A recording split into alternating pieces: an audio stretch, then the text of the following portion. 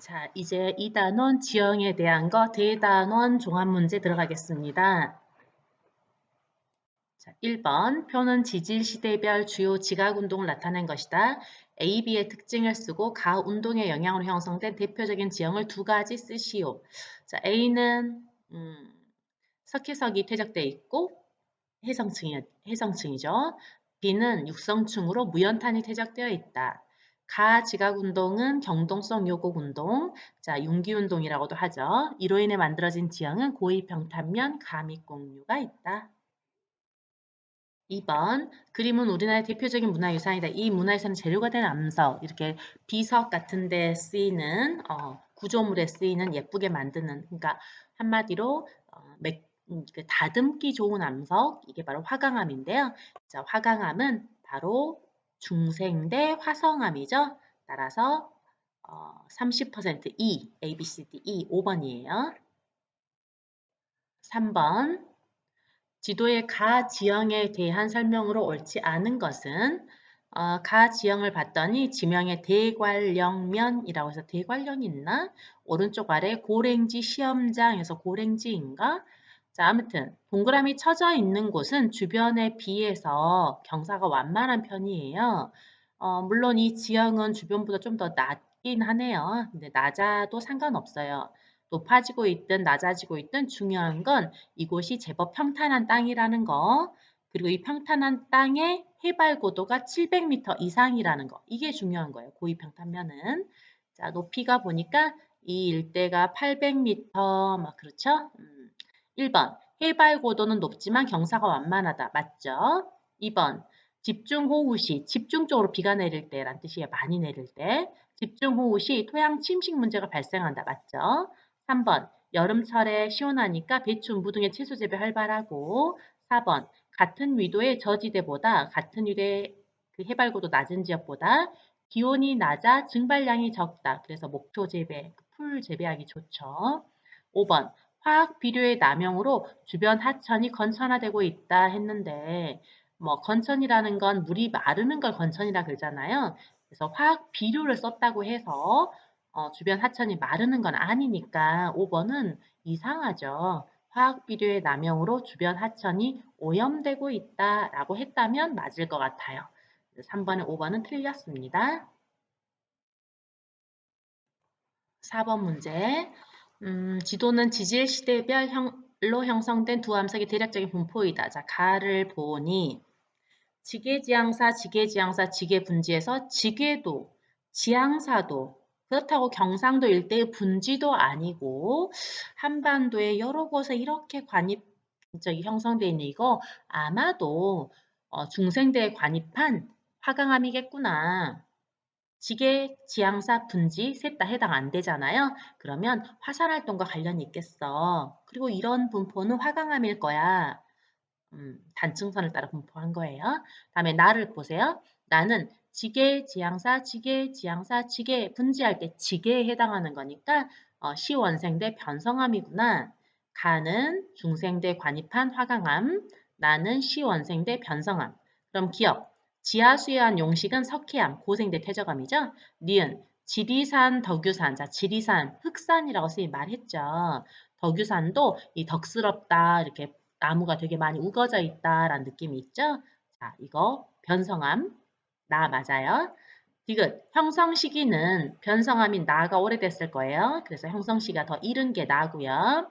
그리고 가는 화성암, 나는 변성암 이렇게 말해야 되죠? 그래서 맞는 건 니은과 디귿 되겠습니다. 자, 5번 표는 중생대의 주요 지각운동을 나타낸 것이다. A씨 지각운동에 대해 옳은 설명 보기에서 고르면 단 불국사 변동, 속림 변동, 대보조사 운동만 고려함. 중생대고요. 프라이 아이스기, 쥐락이 백악기가 있는데 보면 백악기 아래가 경상누춘군이라고 해서 경상분지가 퇴적된 시기인데요. 이게 중생대 맨 마지막이었어요. 그러니까 A가 제일 먼저, 그 다음에 C가 제일 나중인 거야. 그러면 A가 속림변동, B가 대보조산운동, C가 불국사 변동이 되는 거고요.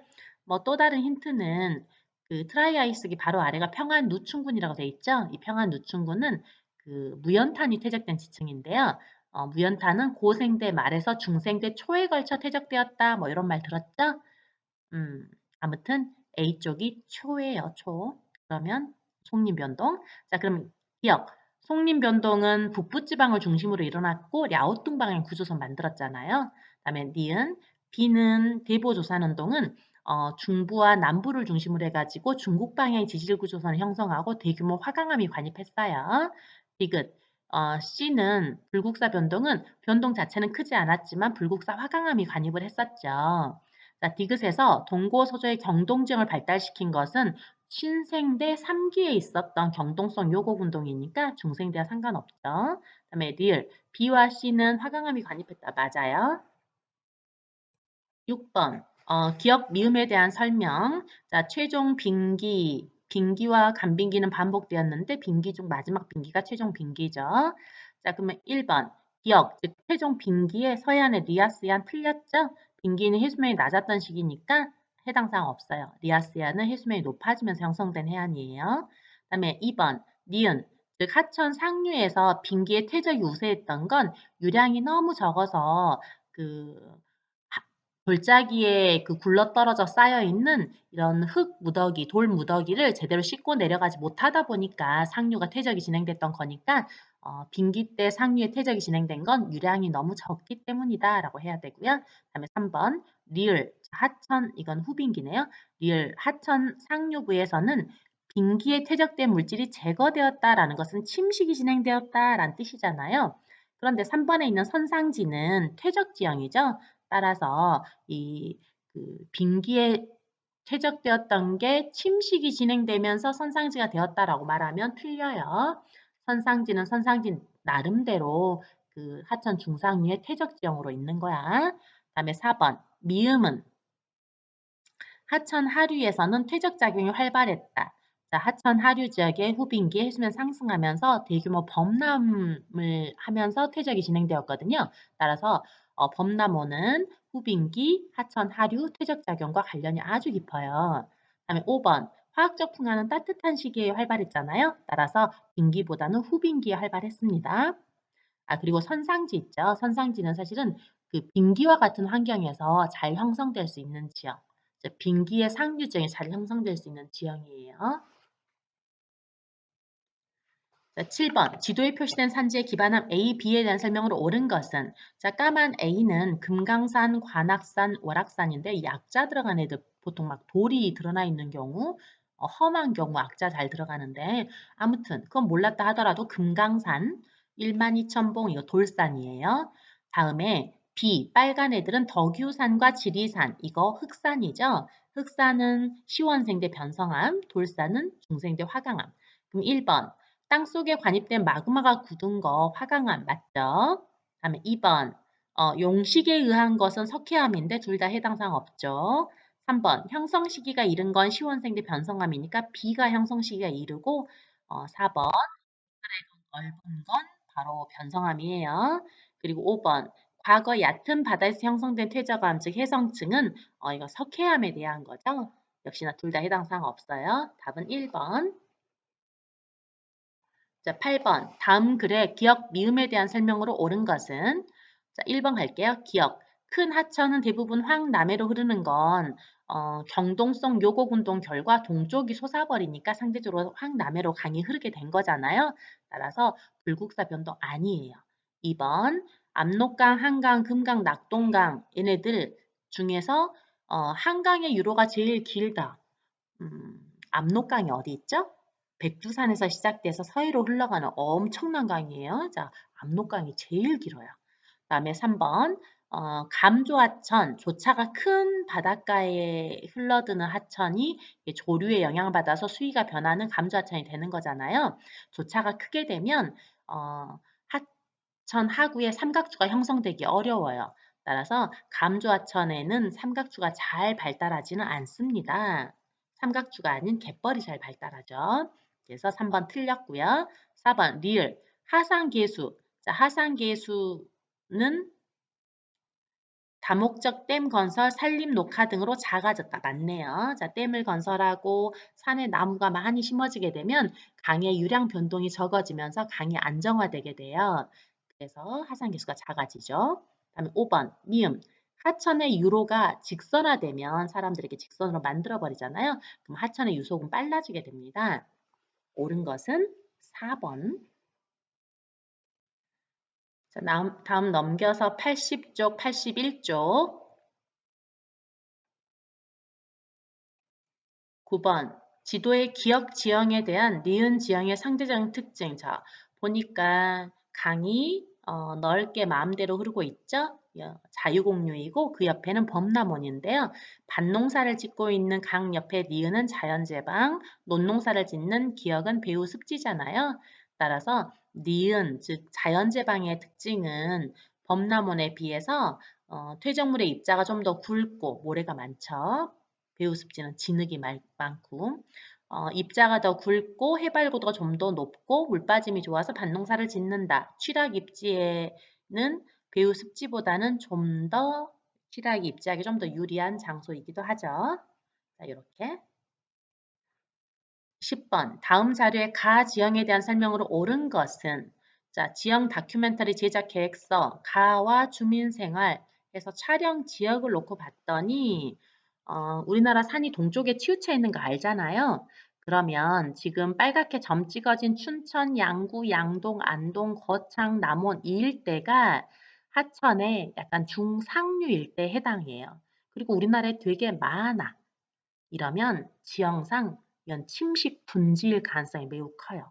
그리고 지명에서도 춘천, 안동, 남원 이러면서 당시에 꽤 중요했던 지금이야 뭐 바닷가도 아니고 그러다 보니까 별로 공업이 발달하지 못해서 예전만큼 중요성은 좀 떨어지긴 했지만 안동도 예전엔 지역 중심지였고 춘천도 마찬가지고 물론 춘천은 지금도 강원도 도청이 있어요.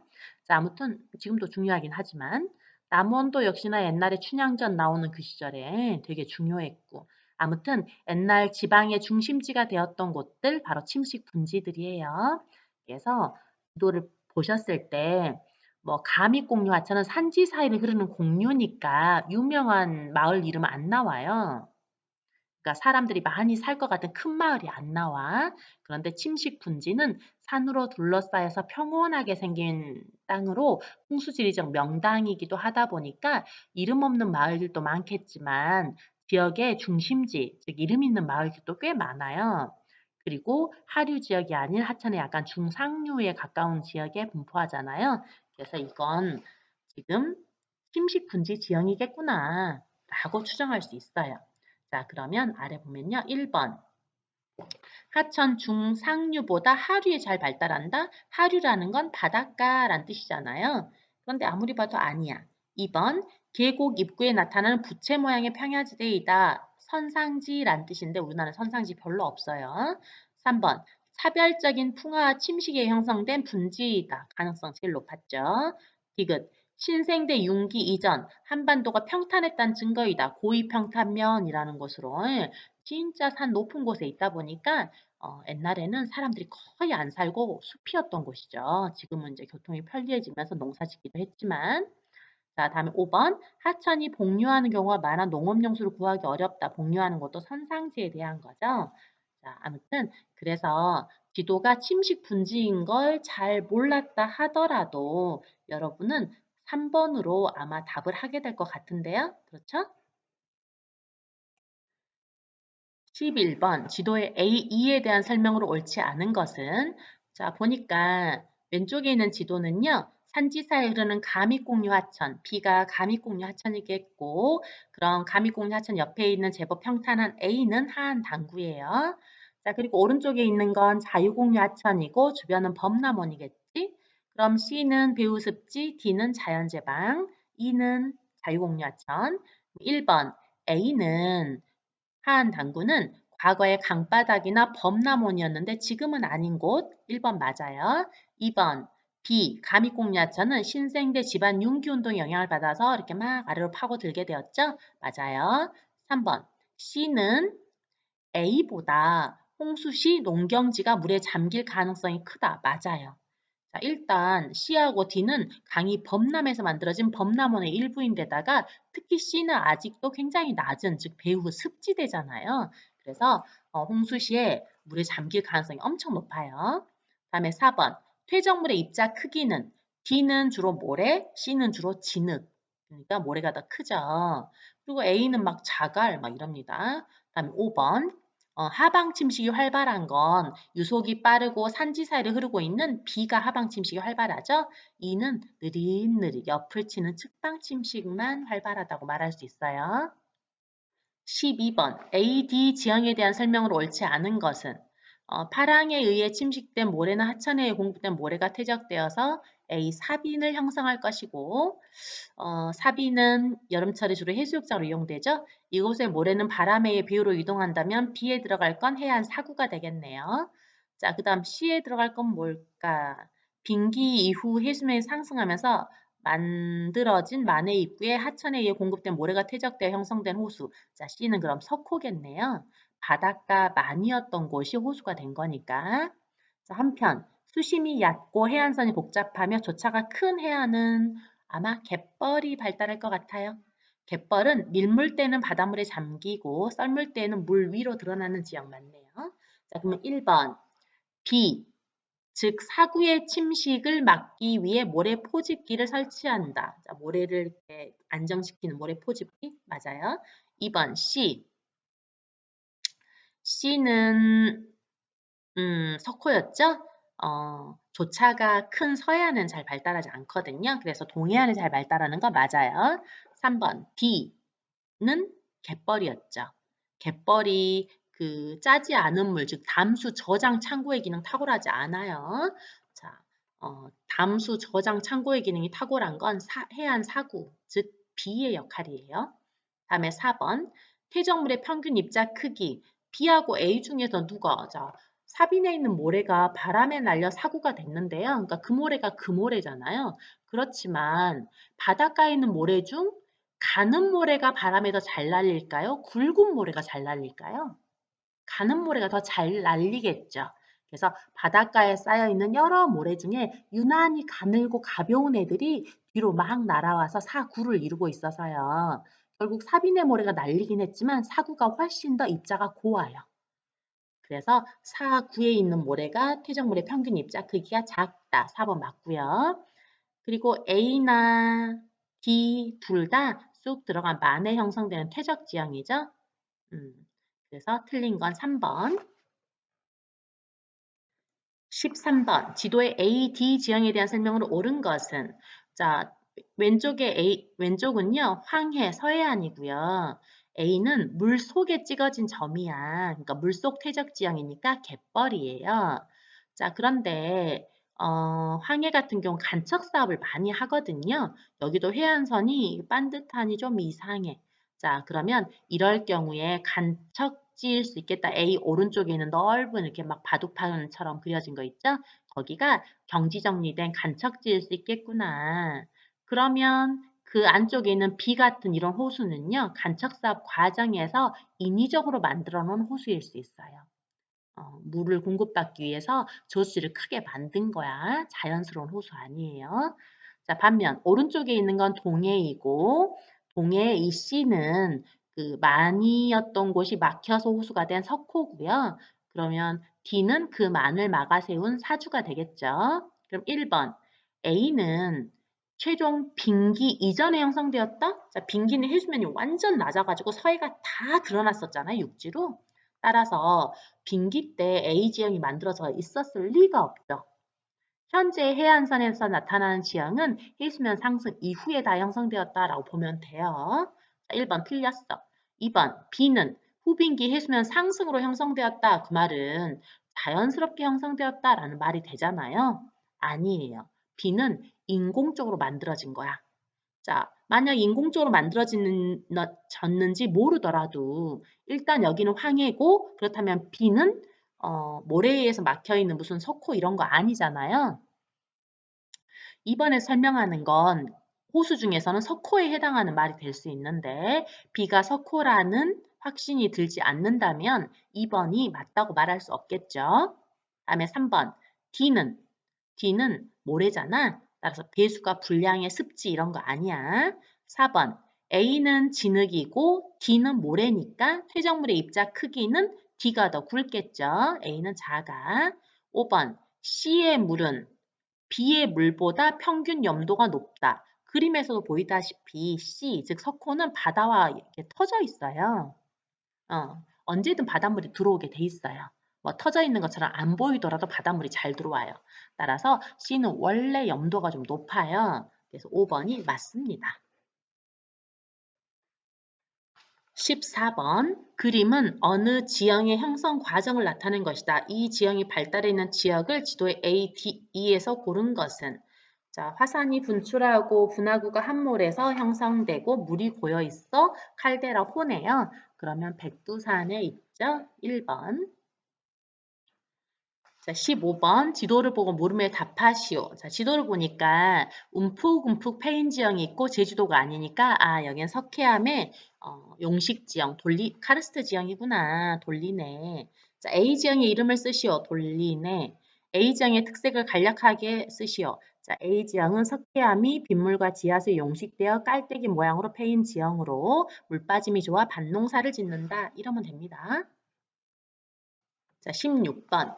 지도의 A, B 지형에 대한 설명으로 옳은 것은 자, A는 카르스트 지형, B는 제주 기생화산, 1번 주상 전리는 화산 지형에만 나오니까 B 쪽에 나올 수 있고 2번 B는 화구가 함몰된 칼데라이다 그랬는데 B도 지금 패어 있는 자국이에요. 패어 있어요. 그렇긴 하나 이건 화산이 분화한 분화구죠. 칼데라는 분화구가 함몰해서 만들어진 엄청나게 큰 애예요. 따라서 얘가 칼데라다라고 말할 수 없어요.